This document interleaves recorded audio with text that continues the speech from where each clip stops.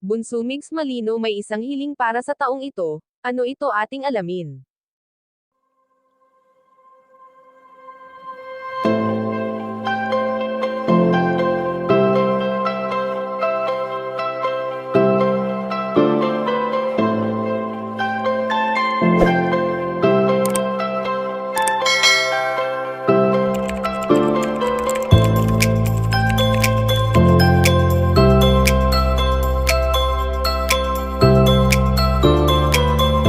Alam naman natin na muli nang bumalik sa dating sigla si Bunso Migs Malino nang minsan ay naiwan ito ng taong pinakaminamahal niya.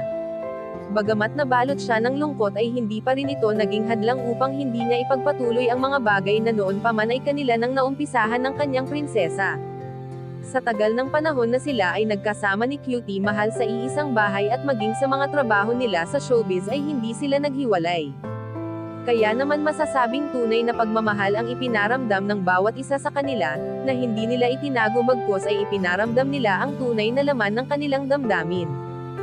Hindi naman lingid sa ating kaalaman na minsan na nilang inamin ang pagmamahal na nabuo sa pagitan ng dalawang magkatambal, kaya naman mahirap para sa binata na isipin na minsan sa buhay niya ay hindi na ito muli pang babalik sa kanyang piling. Subalit sa ngayon ngang nabibisi si Bunso Migs Malino sa kanyang mga ginagawa ay ayon sa aming impormasyon na nakalap na may isang hiling ito para sa taong ito. Ang dalangin na ito ng binata ay hindi para sa kanyang sarili, bagkus ay ito ay hinihiling niya para sa ibang tao na hindi na iba ang turing niya kaya binabalik-balikan niya ito sa tuwing may libre siyang oras.